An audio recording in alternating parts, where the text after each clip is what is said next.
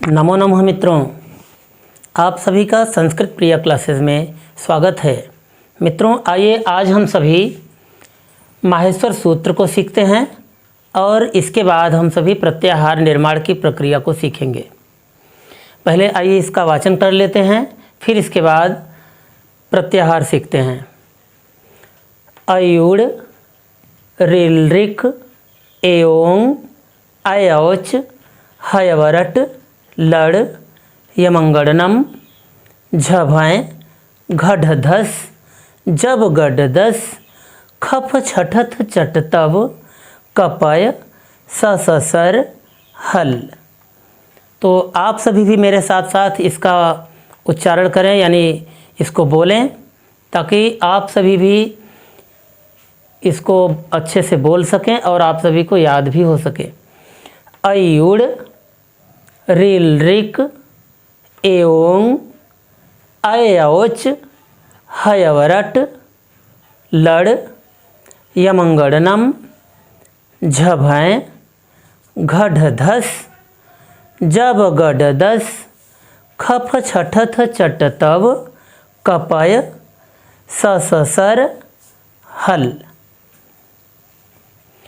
तो आइए अब इसको सीखते हैं हम सभी। पहले यहाँ पर इस 14 माहेश्वर सूत्र में कौन कौन से वर्ण हैं, आइए पहले इसको सीख लेते हैं। इसके बाद हम सभी प्रत्याहार निर्माण की प्रक्रिया को सीखेंगे। तो मित्रों, यहाँ पर जो 1 से ये क्रम संख्या 4 तक है, क्रम संख्या 1 से 4 तक जो माहेश्वर सूत्र है, इसमें सभी स्वर निर्मित किए गए हैं, यानी सभी स्वर आते हैं। और फिर क्रम संख्या 5 से लेकर के यहाँ पर क्रम संख्या 14 तक सभी व्यंजन आ जाते हैं। तो अब इसमें स्वर कितने हैं, तो यहाँ पर आइए इसकी गिनती कर लेते हैं। तो यहाँ पर है 1 2 3 4 5 6 7 8 9। तो माहेश्वर सूत्र के अनुसार कुल स्वरों की संख्या कितनी है? 9 है। तो माहेश्वर सूत्र के अनुसार आप सभी भी मेरे साथ साथ लिखते चलें। माहेश्वर सूत्र के अनुसार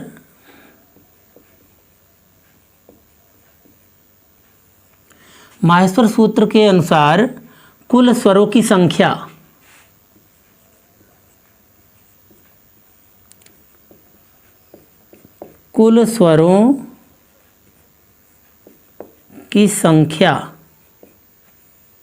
कितनी है? तो कुल स्वरों की संख्या 9 है। जैसा कि आपको बताया गया, यहाँ पर ये जितने वर्णों में हलंत लगे हुए हैं, तो इन वर्णों की गिनती नहीं की जाती है।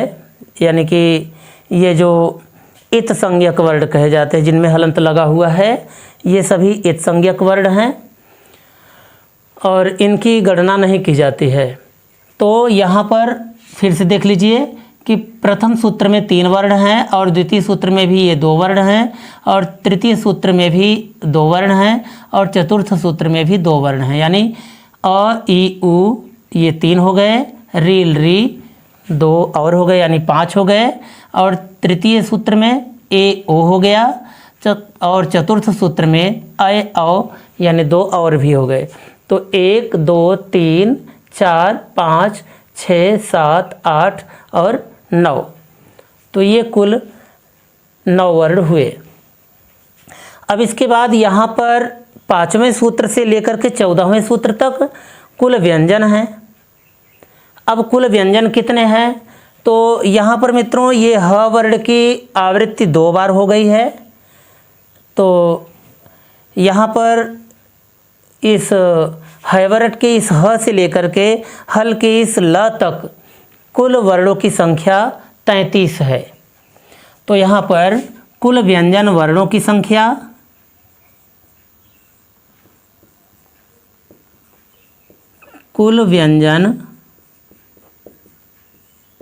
वर्णों की संख्या 33 है।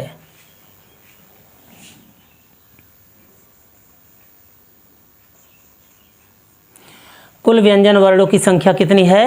33 है। तो अब आइए सीखते हैं कि यहाँ पर ये इसमें अंतस्थ वर्ण कौन कौन से हैं और स्पर्श व्यंजन कौन कौन से हैं और ऊष्म व्यंजन कौन कौन से हैं। तो यहाँ पर मित्रों ये हैवरट की इस य से लेकर के इस लड़ की इस ल तक, यानी य व र और ल, यहाँ पर इन दोनों सूत्रों में अंतस्थ वर्ण हैं। अंतस्थ वर्ण हैं। तो अंतस्थ वर्णों की कुल संख्या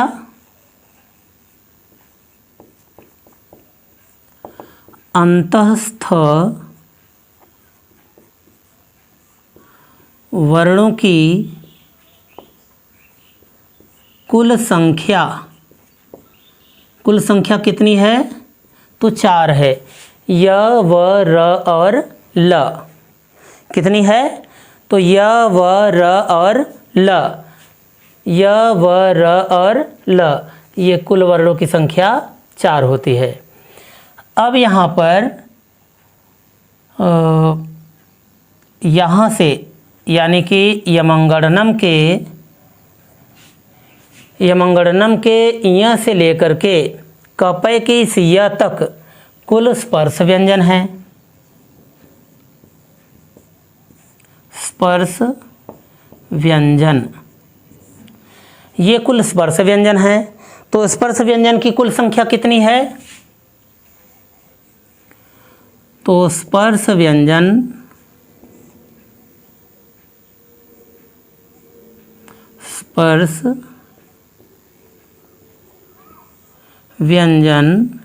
की कुल संख्या, स्पर्श व्यंजन की कुल संख्या 25 है। स्पर्श व्यंजन वर्णों की कुल संख्या 25 है। अब इसके बाद आते हैं ऊष्म वर्ण। तो ऊष्म वर्णों की कुल संख्या कितनी है? तो यहाँ पर ऊष्म वर्णों की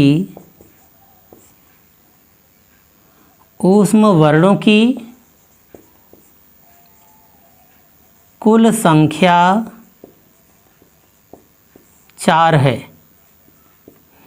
अब इसमें भी स, स, स और ह है।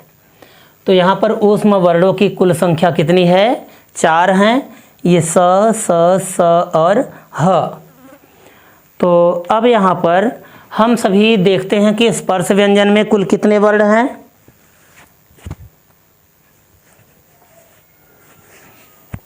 तो स्पर्श व्यंजन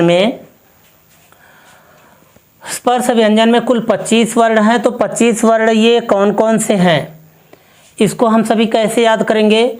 तो इसका एक छोटा सा सूत्र है स्पर्श व्यंजन को याद करने का। स्पर्श व्यंजन में कुल 5 वर्ग हैं, यानी कि इसको ऐसे याद कर सकते हैं कु, चु, टू, तू, पू। ये कु, चु, टू, तू, पू। कु से तात्पर्य है कि क वर्ग, यानी क, ख, ग, घ, अंग। चू से च, छ, ज, झ, ञ। टू से ट, ठ, ड, ढ, ढ। और तू से त, थ, द, ध, न। पू से प, फ, ब, भ, म। यानी कि प्रत्येक वर्ग के 5-5 वर्ण हैं, यानी कि ये 5 वर्ग हैं, तो यानी ये सभी 25 वर्ण हो गए। तो कु से अर्थ है इसका क वर्ग। क वर्ग में कुल 5 वर्ण हैं, यानी इस तरह से लिख सकते हैं क, ख, ग, घ, अंग। और चू से च वर्ग। च वर्ग हैं तो च, छ, ज, झ य। अब ये ट वर्ग से, टू से ट वर्ग, अब ट वर्ग है तो ट ठ ड ढ और ड़, और तू से है त वर्ग, तू से है आपका त वर्ग तो त थ द ध न, और पू से प वर्ग, पू से है प वर्ग तो प फ ब भ और म। तो ये हो गए आपके एक वर्ग में 5 वर्ण हैं, तो ये आपके 5 वर्ग अर्थात 25 वर्ण हो गए। तो अब यहाँ पर ये ऊष्म वर्ण को, जैसा कि आपको बताया गया यहाँ पर कि 4 वर्ण हैं, स स स और ह। अब ये अनुनासिक वर्ण यहाँ पर हैं। अनुनासिक वर्ण इसमें है, यानी प्रत्येक वर्ग का 5वां वर्ण, यानी ये यहाँ से लिया गया है कि य म अंग ड़ और न, तो प्रत्येक वर्ग का ये 5वां वर्ण है। तो माहेश्वर सूत्र भी 5वें वर्ण से शुरुआत होता है। यहाँ पर अगर व्यंजन की बात करें तो अंतस्थ के बाद यहाँ पर 5वां वर्ण, फिर यहाँ पर इन दोनों सूत्रों में चतुर्थ वर्ण, यानी प्रत्येक वर्ग का चतुर्थ वर्ण मिल जाएगा इन दोनों सूत्रों में, और फिर यहाँ पर इस सूत्र में यानी 10वें सूत्र में यहाँ पर प्रत्येक वर्ग का तृतीय वर्ण मिल जाएगा, यानी ये यहाँ से लेंगे ज ब ग ड और ये द, तो यहाँ पर ये प्रत्येक वर्ग का तृतीय वर्ण हो गया। और यहाँ पर इन दोनों सूत्रों में यानी कि 11वें और 12वें में यहाँ पर प्रत्येक वर्ग का दूसरा वर्ण और प्रत्येक वर्ग का पहला वर्ण आपको देखने को मिलेगा। तो ये हो गया। अब इसके बाद आइए हम सभी सीखते हैं प्रत्याहार को। तो प्रत्याहार किसे कहते हैं?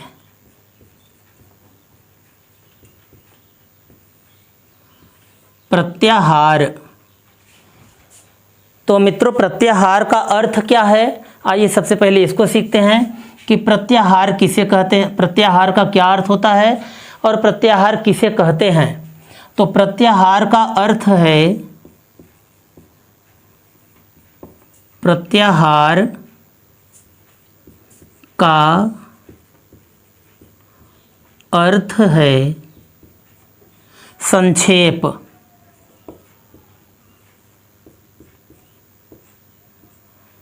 प्रत्याहार का अर्थ है संक्षेप। संक्षेप मीन्स होता है छोटा करना, तो प्रत्याहार का अर्थ है संक्षेप। तो इस माहेश्वर सूत्र को छोटा करने की विधि को ही प्रत्याहार कहते हैं। तो माहेश्वर सूत्र को छोटे में लिखने की प्रक्रिया को अर्थात संक्षेप में लिखने की प्रक्रिया को प्रत्याहार कहते हैं। तो आइए इसको भी लिख लेते हैं। माहेश्वर सूत्र को संक्षेप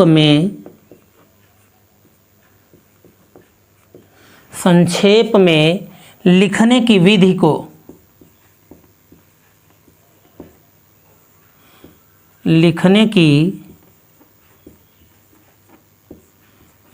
को प्रत्याहार कहते हैं।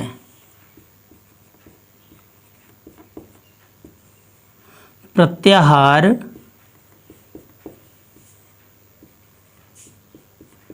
कहते हैं।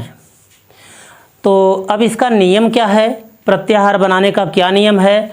तो प्रत्याहार बनाने का नियम आइए सीख लेते हैं कि प्रत्याहार के अंतर्गत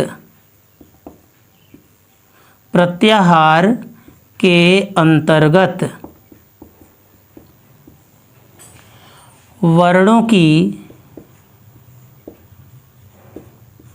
प्रत्याहार के अंतर्गत वर्णों की गणना करते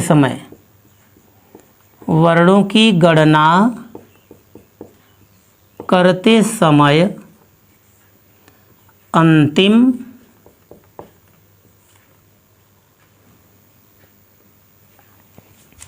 हलंत युक्त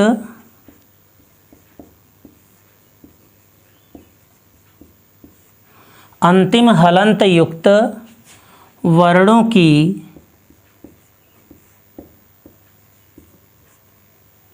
गणना नहीं की जाती है।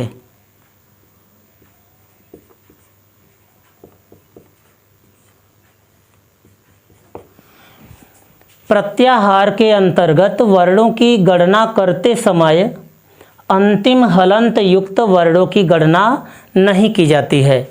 तो यहाँ पर प्रत्याहार बनाते समय ये जो अंतिम वर्ण है जिसमें जिसमें हलंत लगा हुआ है इसकी गणना नहीं करते हैं। जैसे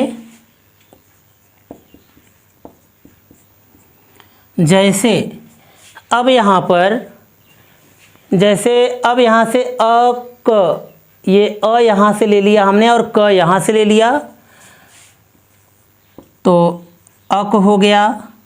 इस माहेश्वर सूत्र को पहले से लेकर के यहाँ पर दूसरे को संक्षेप में लिखा गया तो अक, तो ऐसे हो गया। और फिर यहाँ पर हम लिख देते हैं अच आदि।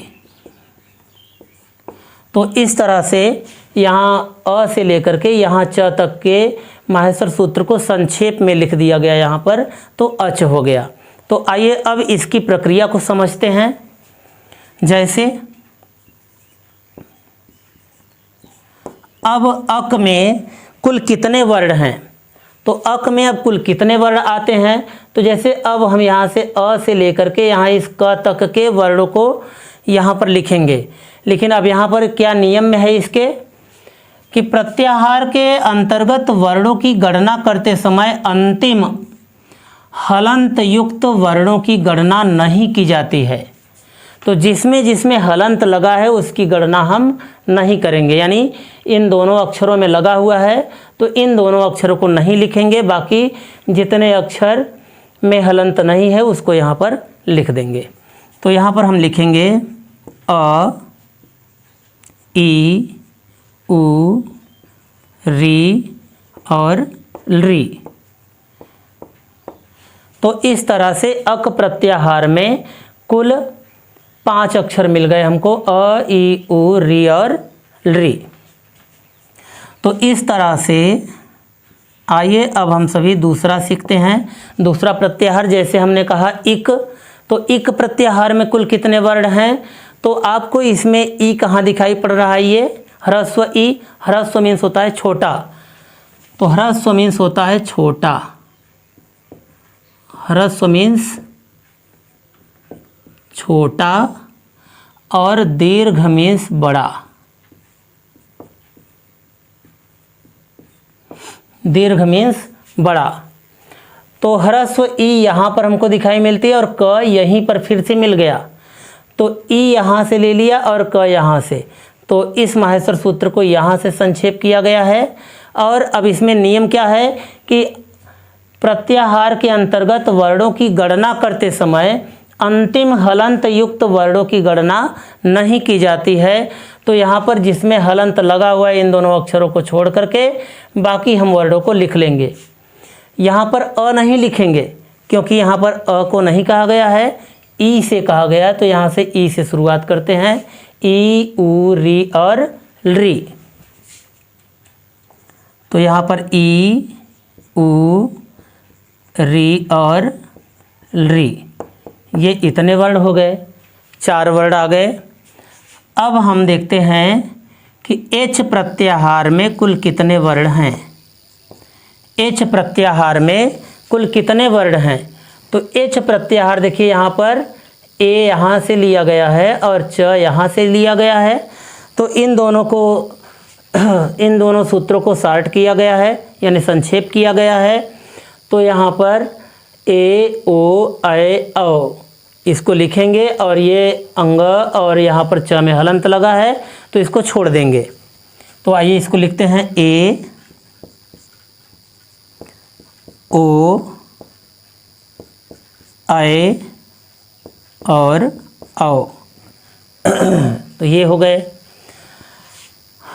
अब आइए सीखते हैं कि अच प्रत्याहार में कुल कितने वर्ण हैं। अच, तो यहाँ अ से लेकर के यहाँ च तक के कुल वर्णों को हम गिनेंगे, जिसमें जिसमें हलंत लगा हुआ है उसको छोड़ देंगे। तो यहाँ पर हो गया अ,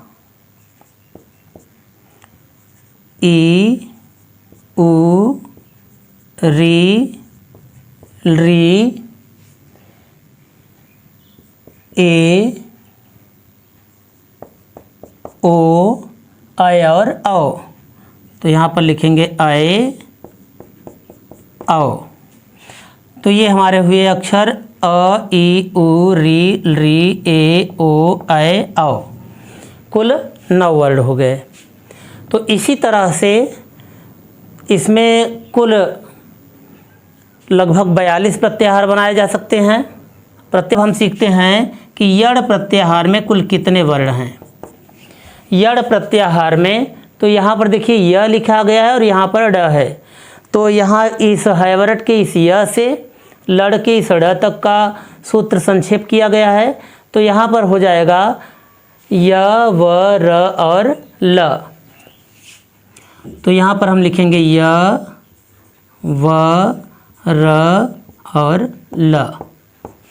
तो इस तरह से ये हमारे य, व, र और ल लिखने के बाद यहाँ पर यड़ प्रत्याहार के वर्ण हो गए।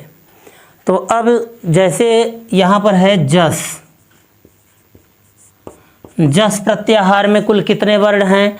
तो देखिए यहाँ पर जस प्रत्याहार में तो यहाँ पर ज जब गढ़ के इस ज से और इसी सूत्र के इस स तक के सूत्र को संक्षेप में लिखा गया है। तो यहाँ पर हो जाएगा ज, ब, ग, ड, द। इसमें हलंत लगा हुआ है स में, तो इस स को यहाँ पर नहीं लिखेंगे। अब इसी प्रकार से जैसे हमने कहा सल, सल प्रत्याहार में कुल कितने वर्ण हैं। तो सल देखिए यहाँ से सर के इस स से हल के इस ल तक के सूत्र को संक्षेप में लिखा गया है। तो यहाँ पर हो जाएगा सल। तो अब इसमें 2 वर्णों में हलंत लगा हुआ है तो दोनों को नहीं लिखेंगे, बाकी को लिखेंगे स और ह को। तो यहाँ पर हो जाएगा स और ये ह। तो इतने वर्ण हो गए हमारे 4 वर्ण स और ये ह। तो इसी प्रकार से यहाँ पर जैसे खर प्रत्याहार, खर प्रत्याहार की बात करें तो खर प्रत्याहार में कुल कितने वर्ण हैं। खोजिए ख कहाँ लिखा गया है सबसे पहले। तो सबसे पहले हमको यहाँ ख मिल गया। अब ख के बाद ये र खोजना है। तो र यहाँ पर है हलंत युक्त र। तो अब इसमें जिसमें हलंत लगा है उसको छोड़ देंगे। तो यहाँ व में लगा है, यहाँ पर य में लगा है और इस र को छोड़ देंगे, बाकी हम सभी को लिख देंगे। तो यहाँ ख से शुरू करना है। तो यहाँ इस सूत्र में ख है तो यहाँ से शुरू करेंगे। ख, फ, छ, ठ, थ, च, ट, त, क, प, स। इतने वर्णों को लिखना है। ख, फ, छ, ठ, थ, च, ट, त, क, प, स।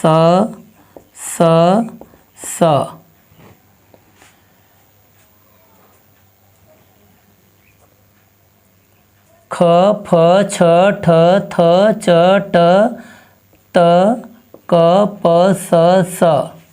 स। तो यहाँ पर स यहाँ तक पहुँच गए। तो यहाँ पर ये खर प्रत्याहार में कुल 13 वर्ण होंगे। 1 2 3 4 5 6 7 8 9 10 11 12 13 वर्ण। तो इसी तरह से आप सभी भी यहाँ पर इसको अत्यंत शार्ट कर सकते हैं, इस माहेश्वर सूत्र को अल लिख करके। तो अल यदि हम लिख देते हैं तो कुल कितने वर्ण हो जाते हैं ये आप सभी बताएंगे। अल प्रत्याहार में कुल कितने वर्ण होते हैं। इसके साथ ही झल प्रत्याहार में कुल कितने वर्ण हैं, इसको भी बताइएगा कि झल प्रत्याहार में कुल कितने वर्ण हैं।